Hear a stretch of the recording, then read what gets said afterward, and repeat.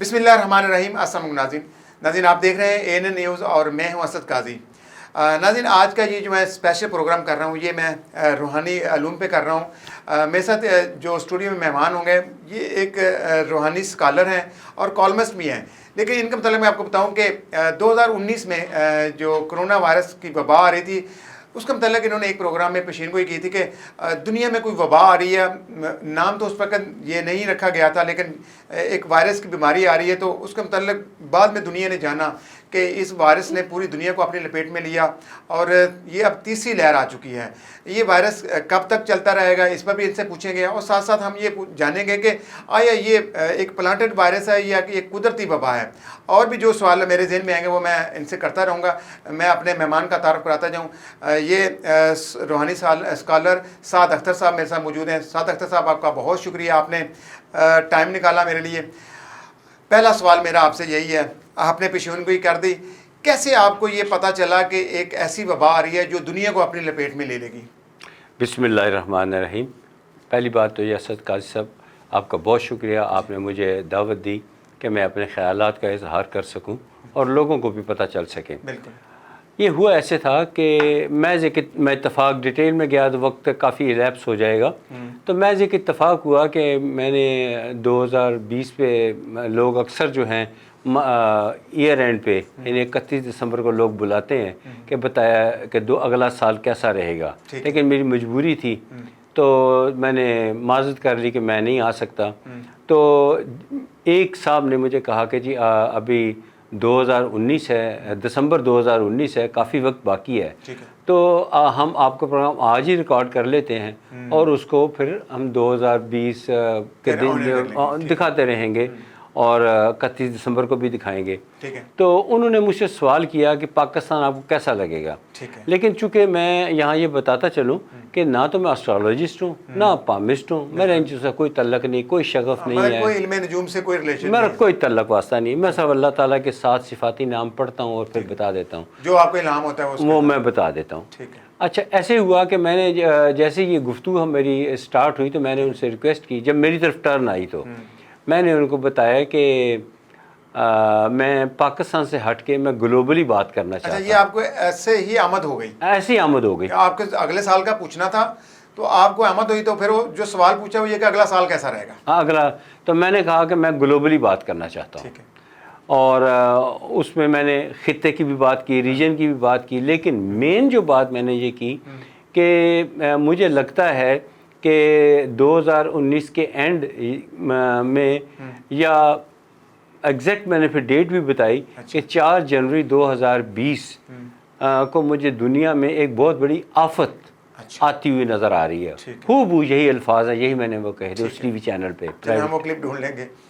ٹھیک ہے، تو 4 جنوری 2020 کو دنیا میں ایک بہت بڑی آفت آتی ہوئی نظر آ رہی ہے جو 24 جنوری کو اپنے عروج پہ پہنچے گی، جس سے 65 سے 70% دنیا متاثر ہو سکتی ہے، اور جس سے سمندر، دریا، آئس لینڈ، سمندری جہاز، ہوائی جہاز، یہ چیزیں متاثر ہوں گی،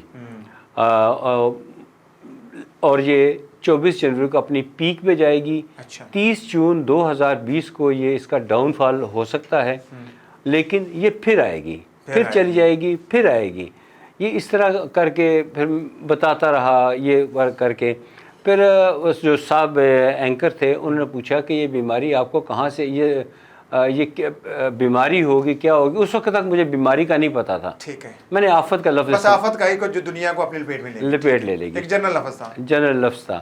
تو پھر اس پہ باتیں ہوتی رہیں، تو خیر ایک صاحب نے کنٹرڈکٹ کیا کہ 24 جنوری کو دنیا میں ایک بہت بڑا سیارہ نمودار ہو رہا ہے کہ جو دنیا میں خوشحالی، پانی، مٹی، ہوا کا بنا ہوا ہے، تو پوری دنیا میں خوشحالی آئے گی۔ چونکہ میں ایز اے جرنلسٹ میں آزادی رائے پہ بلیو کرتا ہوں، میں نے کہا جی اللہ کرے ایسا ہی، میں نے کہا جی اللہ کرے ایسا ہی ہو، میری بات غلط ہو اور آپ کی بات درست ہو۔ اچھا، اب میرے ناظرین یہی سننا چاہ رہے ہیں کہ دیکھیں آپ کی بات میں ایگری کر رہا ہوں، اس کے بعد کووڈ آیا، پھر نیچے آیا، پھر اوپر چلا گیا. اب یہ تیسری سے چوتھی لہر آ رہی ہے، اور پاکستان کا کیا دنیا کا نظام بھی ابھی تک درم برہم ہے، اسی طرح سسٹم نہیں چل رہا، اسی طرح انٹرنیشنل فلائٹس نہیں چل رہی. بہت سے ممالک ایسے ہیں جو ریڈ لسٹ میں ہیں، کوئی گرے لسٹ میں ہے، کوئی کسی اور لسٹ میں ہے. لیکن یہ اس طرح نظام نہیں چل رہا. ہمارے ہاں ہر مسلمان کا ایک عقیدہ ہے کہ ہم نے حج عمرہ کرنا ہے. حالانکہ اس خطے میں کوئی وائرس نہیں آیا، پر یہ ہے کہ حج عمرے کے اوپر بھی پابندیاں لگیں، اس طرح لوگ کھل کر حج عمرہ بھی نہیں ادا کر سکے. اب کیا سمجھتے ہیں کب تک یہ وبا دنیا میں رہے گی؟ دیکھیے ایگزیکٹ علم جو ہے وہ اللہ تعالیٰ کی ذات جانتی ہے. غیب کا علم اللہ تعالیٰ کی ذات کے پاس ہے. جو اللہ تعالیٰ نے جو مجھے علم عطا کیا، یہ بھی اللہ کی عطا ہے. نہیں بلکہ میں آپ کی بات کو سیکنڈ کر رہا ہوں کہ الہام ایک اللہ تعالیٰ نے کچھ اپنے بندے ہوتے ہیں ان پر یہ آتا ہے، وہ اولیاء کرام ہوں، وہ انبیاء کرام ہوں، مختلف طریقے سے وہ اپنے آپ کو اپنا علوم سے، یہ علم ہے نا، تو اس سے علم سے ہم لوگ استفادہ کر سکتے ہیں.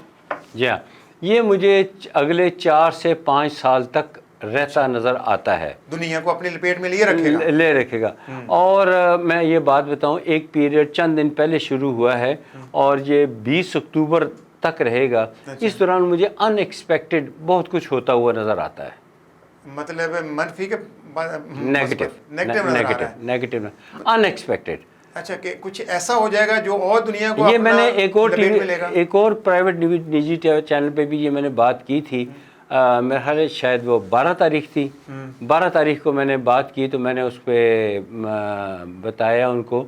تو میں نے کہا کہ مجھے ریجن میں نا کوئی کہیں سے کوئی ریلیف ہوتا ہوا نظر آتا ہے، کوئی کسی ملک کے ریلیف نظر آتا ہے.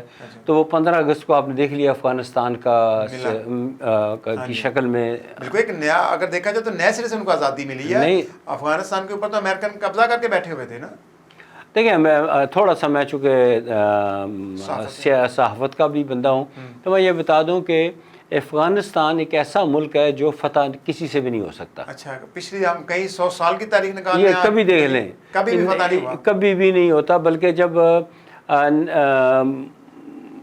مسلمانوں کی حکومت تھی حضرت عمر فاروق رضی اللہ تعالیٰ عنہ اور ان کے بعد جو آئے وہ خلفائے راشدین، تو ان کے دور میں بھی یہ علاقہ خراسان، یہ افغانستان اس کا چھوٹا سا ٹکڑا تھا. خراسان بہت بڑا ملک تھا. اچھا، اس میں ایران بھی شامل تھا؟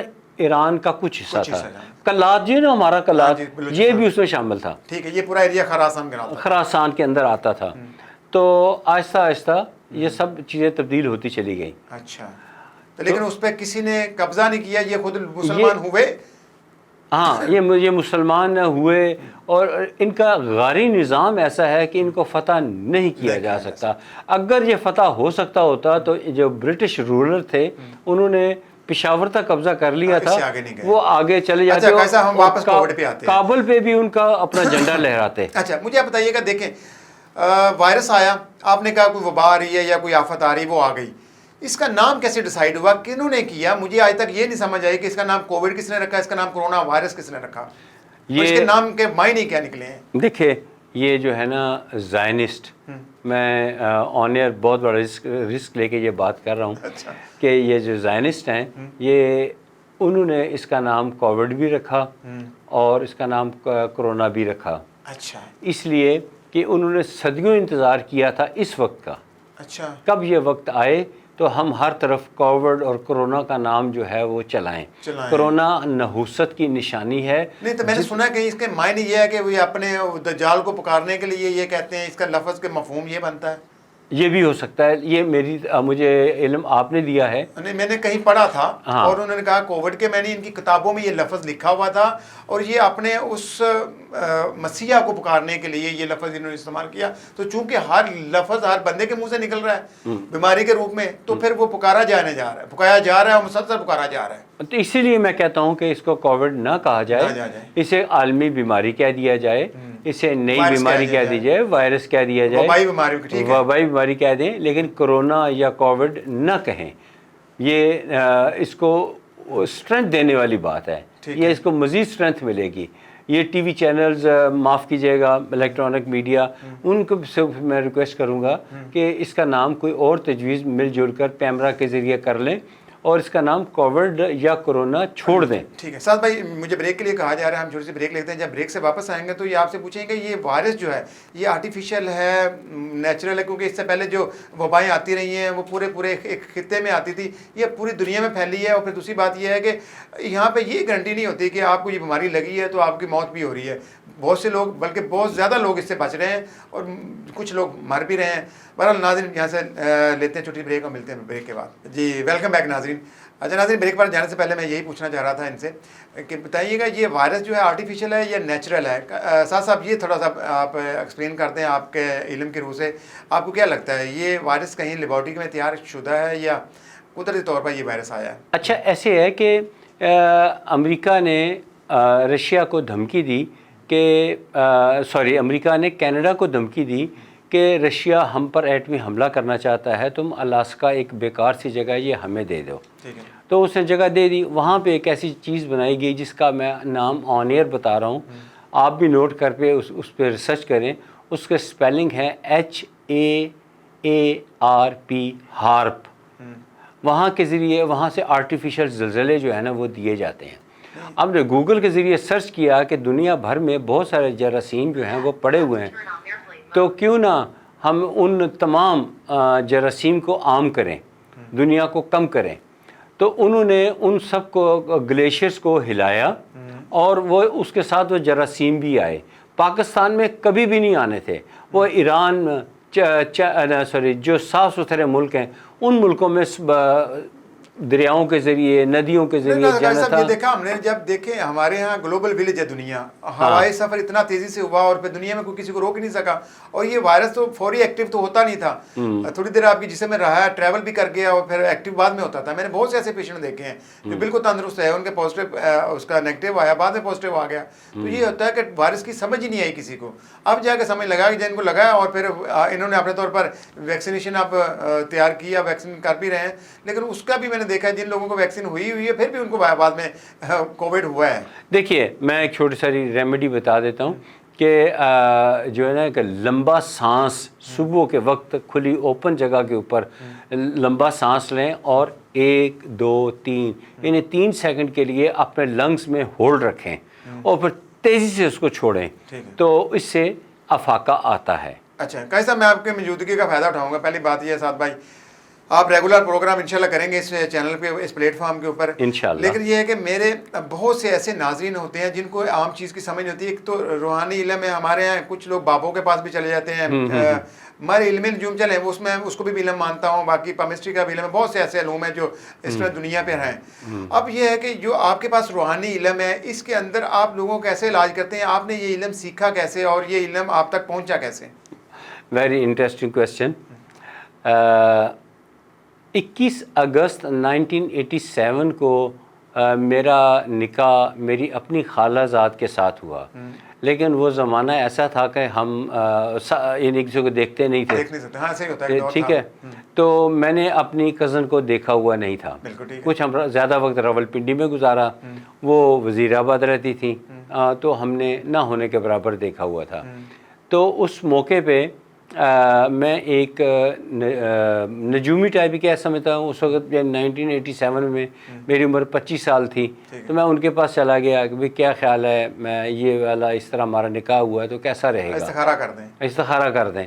وہ انہوں نے کہکا لگایا, انہوں نے کہا وہ تو میں بتا دوں گا, یہ بتاؤ علم, یہ ایک خاص علم ہے جو اس وقت دنیا میں کسی کے پاس نہیں ہے, سیکھنا چاہتے ہو؟ اچھا. میں نے کہا جی ہاں بالکل میں لاؤبالی سی عمر تھی, 25 سال عمر تھی, میں نے ہاں کر دی. سیکھنا چاہتا ہوں. انہوں نے کہا کہ جی فلاں جگہ گجرات میں فلاں جگہ پہ آپ جائیے, وہاں پہ ایک شخص آپ کو ملے گا اور آپ اس سے علم سیکھے گا. تو میں وہاں پہ چلا گیا اور وہاں مجھے بڑی مایوسی ہوئی. اس لیے کہ جو نقشہ مجھے انہوں نے دکھایا تھا, یہ تصویر دکھائی تھی, وہ اس وقت یہ نہیں ہوتی چڈی یا نکر پہن کے وہ کبڈی کھیل رہے تھے. اچھا, وہ بابا جی جو ہیں, بابا جی نہیں تھے, عمر میں میرے سے کم تھے, اب وہ اس دنیا میں نہیں ہیں. اچھا اچھا. وہ جو ہیں وہ انہوں نے نا مجھے مایوسی ہوئی, تو میں ایک درخت تھا اس کے نیچے, سخت گرمی تھی, اگست کا مہینہ تھا, میں درخت کے نیچے کھڑا ہو گیا اور میں نے ان کا کبھی بس انتظار کرنے لگا اگلی کہ وہ فلائنگ free ہوں، نہیں مطلب نہیں ہاں۔ اگلی فلائنگ کو چاہے تو میں اس میں بیٹھ کے واپس چلا جاؤں. اچھا، آپ واپسی کا سفر آپ نے جو فرسٹ ہاں۔ امپریشن میں آپ نے یہی نوٹ کیا یہ بندہ مجھے کیا سکھائے گا، اور اور آپ وہاں سے واپس پڑھنے کے لیے ہاں۔ تیار بیٹھے تھے. ٹھیک ہے. تو لیکن میں حیران رہ گیا کہ وہ کبڈی چھوڑ کے میری طرف آئے اور آ کے مجھے انہوں نے کہنا شروع کر دیا آپ وہ سامنے مسجد ہے اس میں جائیں اور اس مسجد میں جا کے پانی بھریں، وضو کریں اور ہم آتے ہیں. اچھا. میں نے کہا کمال ہے، میرے دل کا حال ہی انہوں نے جان لیا ہے. تو پھر میرا دل تھوڑا سا ٹھہر گیا، میں مسجد میں گیا.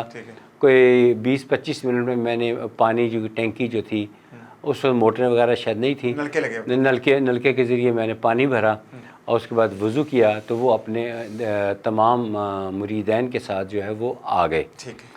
اور امامت خیر انہوں نے نہیں کروائی، کسی اور صاحب نے کروائی. اچھا. اور اس کے بعد انہوں نے لوگوں سے کہا کہ بھئی کون کون یہ علم سیکھنا چاہتا ہے. تو ٹوٹل جو لوگ ہم وہاں ٹھہرے صرف 13 تھے. ٹھیک ہے. اور گریجولی میں ریگولر باقاعدگی کے ساتھ اس وقت میری بینک میں پوسٹنگ لاہور میں تھی، میں باقاعدگی کے ساتھ ان کے پاس جاتا رہا. پھر وزیر آباد چلا گیا، وزیر آباد سے جاتا رہا. تو میں پوچھا کتنے لوگ ہاں نظر کم آتے ہیں، کہتے ہیں کہ 13 سے کم ہو کے اب 4 رہ گئے ہیں. اچھا. لوگ چھوڑ گئے ہیں کیونکہ شرطیں لگائی گئی تھیں کہ آپ نے غیر عورت کی طرف نہیں دیکھنا، رزق حلال کھانا ہے، نماز پنجگانہ ادا کرنی، اس طرح کی شرطیں لگائی تھیں. اگر آنکھ کھل جائے تو تہجد بھی پڑھنا ہے. تو یہ شرطیں انہوں نے لگا کے مجھے یہ علم سکھانا، اسباق دینے شروع کیے. ٹھیک ہے. کلاسیں شروع ہو گئی آپ کی؟ جی میری باقاعدہ کلاسیں شروع ہو گئیں. اور جب مجھے انہیں بلانا ہوتا تھا، مجھے اس وقت موبائل اتنا ایکٹیو نہیں ہوتا تھا، نہ ان کے میرے پاس تھا، ان کے پاس نہیں تھا. تو وہ جو تھا نا مجھے خواب میں یا کسی طریقے سے اشارہ آ جاتا تھا اور میں وہاں چلا جاتا تھا. اور وہ کبھی جھاڑ بھی پڑتی تھی کہ آپ کو اب دیر لگا دی. میں انہیں بتاتا تھا کہ بھئی راستے میں ٹریفک تھی، ایسی تھی تو میں نے دیر ہو گئی. بہرحال اس طرح کر کے میں ان سے اسباق حاصل کرتا رہا اور میری کامیاب. اور انہوں نے کہا تھا کہ میں جو علم سکھا رہا ہوں یہ آپ نے ابھی کسی سے بات نہیں کرنی، خاموش رہنا ہے، ایون اپنے گھر والوں کو بھی نہیں بتانا کیا سیکھ رہے ہیں. ہاں کہ آپ کیا سیکھ رہے ہیں، لیکن ہے سارا قرآن پاک سے. ٹھیک ہے. تو پھر جو تھا سب سے بڑی جو اچیومنٹ جسے میں سمجھتا ہوں، میں ذاتی طور پہ سمجھتا ہوں کہ 1998 میں انہوں نے مجھے یہ کہا کہ آپ جو ہے آپ پہ ایک ذمہ داری ڈالی جا رہی ہے کہ آپ نے یہ والی دعا کرنی ہے، آیت پڑھنی ہے، اس کے بعد دعا کرنی ہے کہ اللہ تعالیٰ پاکستان کی حفاظت فرمائے. آمین. اس دن سے لے کے آج تک میں وہ دعا کر رہا ہوں. اس دن سے لے کے آج تک میں وہ دعا کر رہا ہوں 1998 سے. اس وقت وہ آپ کو پتہ ہے کارگل کا ایشو بنا ہوا تھا، تو وہ اللہ کا شکر ہے خیر خیریت رہی. تو یہ سلسلہ رہا علم سیکھنے کا. اس کے بعد انہوں نے مجھے اجازت دے دی کہ فلاں تحصیل وزیر آباد، یہ میری بینک کی پوسٹنگ ہوتی رہی تو جگہ ویری کرتی رہی. تو مجھے انہوں نے کہا اب آپ وزیر آباد رہتے ہیں، وزیر آباد کے لوگوں کی خدمت کریں. اچھا. وزیر آباد سے اس کے بعد بڑھا کے انہوں نے گجرانوالہ کر دیا. گجرانوالہ سے پھر جب میں 2012 میں لاہور آیا تو انہوں نے لاہور کا بھی کہہ دیا. پھر اس کے بعد دنیا بھر کا انہوں نے کہا کہ آپ کا علاج یعنی رہنمائی کر سکتے ہیں. اچھا اسد صاحب، میں نا ایک چیز کو آپ کی سیکنڈ کرنا چاہ رہا ہوں. روحانی طاقتوں کا پوری دنیا پر ایک نظام ہے. میں نے کہیں پڑھا تھا کہ غوث، قطب، بلال، اس ایک اور پھر اولیاء کرام کا ایک نظام چل رہا ہے. ہمارے خطے میں اس ریجن کے اندر جنوبی ایشیا میں کوئی نبی پیغمبر ہم نے سنا ہے کہ نہیں آیا. اولیاء کرام کے ذریعے یہ دین پھیلا. تو ان اولیاء کرام کی ڈیوٹی لگتی تھی آپ فلانے خطے میں جائیں، وہاں اسلام کی آپ تبلیغ کرنا شروع کر دیں. تو آج تک میں نے دیکھا ہے کہ یہ فیض چل رہا ہے. اللہ والے ہر جگہ موجود ہیں اور پھر نگاہ بھی ہوتی ہے کہ جو ان کو دیکھ سکے، ہر بندہ ان کو پہچان بھی سکتا. فراڈیے بھی بڑی جگہ بیٹھے ہوئے ہیں، لیکن یہ کہ فیض چل رہا ہے. تو آپ کیا سمجھتے ہیں کہ یہ جتنے اللہ والے لوگ ہیں یہ اسی طرح لوگوں کی خدمت کر رہے ہیں؟ بالکل ہیں جی، اس میں کوئی شک نہیں ہے کہ کچھ لوگ ہیں جو گھر سے نکلتے ہیں مسجد کے لیے تو راستے میں جو آوارہ لڑکے یا ویسے فضول کھڑے ہیں یا کوئی ایکٹیویٹی میں انوالو نہیں ہیں تو وہ ان کو دعوت دیتے ہیں بڑے پیار محبت کے ساتھ اور ان کو وہاں مسجد تک لے جانے میں کامیاب ہو جاتے ہیں. بعض اوقات 5 کو لے گئے، بعض اوقات 1 کو لے گئے، بعض اوقات 1 کو بھی نہیں لے کے جا سکتے، لیکن وہ کوشش کرتے رہتے ہیں اور اس کے علاوہ فی سبیل اللہ بغیر کسی لالچ کے وہ لوگوں کا اکٹھ کرتے ہیں، 200-300 بندوں کو لے آتے ہیں، وہاں دین اسلام کی تبلیغ کرتے ہیں۔ اسد صاحب اگر اجازت ہو تو میں ایک واقعہ سنانا چاہتا ہوں۔ میں فریکوینٹلی جو ہے وہ امریکہ جاتا رہتا ہوں، تو واشنگٹن میں ایک دفعہ میرے ایک دوست ہیں، انہوں نے مجھے دعوت دی کہ آپ بھی یہاں پہ آئیں اور یہاں پہ خطاب کریں، آپ لوگوں کے کام آئے گا۔ تو مجھے اتنی خوشی ہوئی کہ وہاں پہ نوجوان بچیاں باپردہ دین اسلام کی خدمت کر رہی تھیں، کوئی پردے پہ بات کر رہی تھی، کوئی ٹیررزم پہ بات کر رہی تھی کہ مسلمان ٹیررزم نہیں ہے، کوئی کس موضوع پہ بات کر رہی تھی، 34 زبانوں میں ایٹ اے ٹائم ترجمہ ہو رہا تھا۔ خیر میں نے بھی بات کی، لیکن میں نے سیاسی بات چیت کی جو اس پروگرام میں جسٹیفائی نہیں کرتی، تو میں نے بھی وہاں پہ میں نے ان کو کرٹیسائز کیا کہ بھئی دیکھیں آپ لوگ جو ہیں امریکہ والے یہ جنگ جیت نہیں سکتے، جنگیں کروا سکتے ہیں۔ آپ ویتنام جیسے ملک جو اب اس وقت دنیا میں بہترین ہیلی کاپٹر بناتا ہے اس کو نہیں ہرا سکے، اور اب دیکھ لیں افغانستان سے بھی جان چھڑا کے بھاگ رہے ہیں۔ تو یہ باتیں میں نے ان کو بتائیں۔ آج بھی چلے جائیں تو واشنگٹن مونومنٹ پارک میں وہ تمام جو ان کے فوجی مرے تھے ان کے نام، ان کے کتبے وہاں لگے ہوئے ہیں، اور ان کے اہل خانہ آتے ہیں اور وہاں پہ میں آپ کی موجودگی فائدہ اٹھاؤں گا، پروگرام کلوز کی طرف جا رہا ہے۔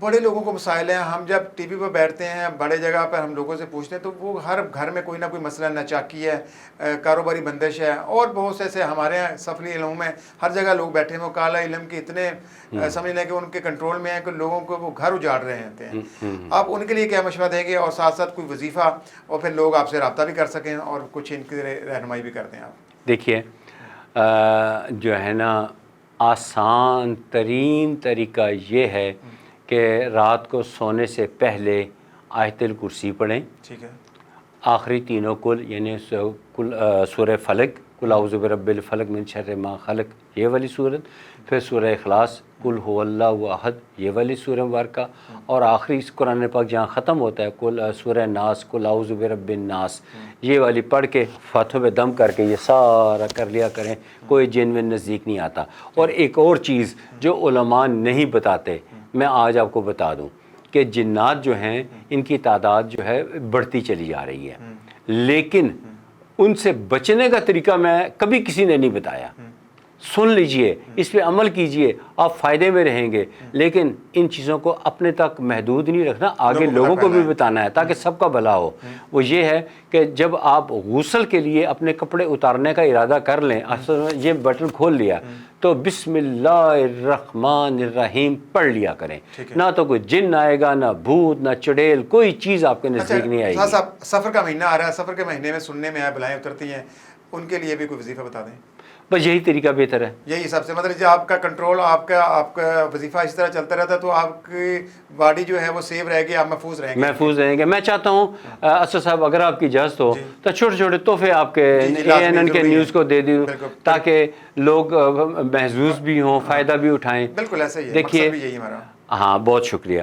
دیکھیے اگر کوئی شخص آپ سے ناراض ہے اور آپ اس کو کسی جائز، میں جائز کا لفظ استعمال کر رہا ہوں، جائز مقصد کے لیے راضی کرنا چاہتے ہیں تو اس پہ صرف 7 مرتبہ یعنی 5 اور 2 7 مرتبہ پڑھیں، یا باسطو یا منم، میم نون عین میم، یا باسطو یا منم۔ منم جو ہے یہ اللہ تعالیٰ کی صفاتی ناموں میں سے نام نہیں ہے، لیکن اس کا معنی بہت اچھا ہے، نعمت عطا کرنے والا۔ صرف 7 دفعہ پڑھ لیں، وہ آپ کی جائز بات مانے گا، چاہے آپ کی وائف ہو، چاہے آپ کا ڈرائیور ہو، چاہے خانسامہ ہو، چاہے گارڈ ہو، چاہے آپ کا باس ہو، چاہے سینئر ہو جونیئر ہو، وہ آپ کی بات کو ٹالے گا نہیں۔ اور دوسرا تحفہ بھی لے لیں کہ ہم رہتے ہیں بڑے کنجسٹڈ سے شہر، یعنی لاہور میں رہتے ہیں اور ہمیں کراچی بھی اور مختلف شہروں میں اسلام آباد جانا پڑتا ہے، ٹریفک جیم ہوتی ہے۔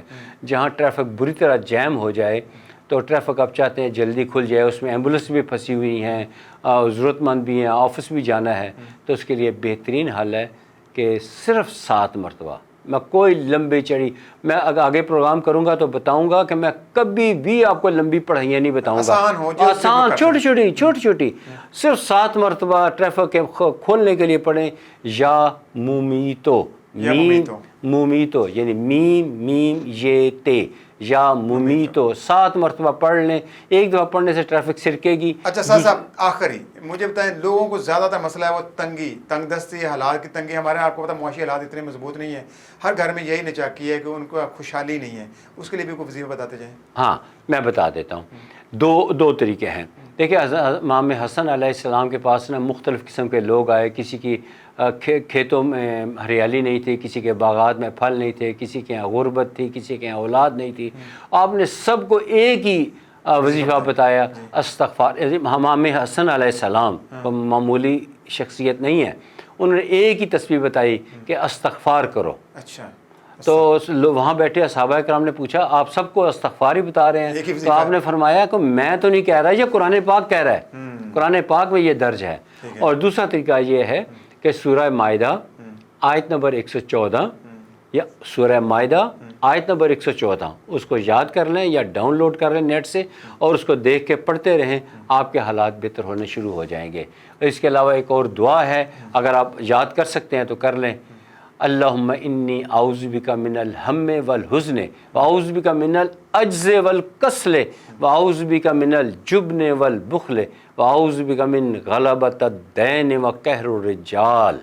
یہ اتنی کمپریہنسو چیز ہے کہ جس کی انتہا نہیں. اگر ایک چھوٹی ساری بات اور جو سب کے کام آئے گی، ہر گھر کی ضرورت بنا ہوا ہے.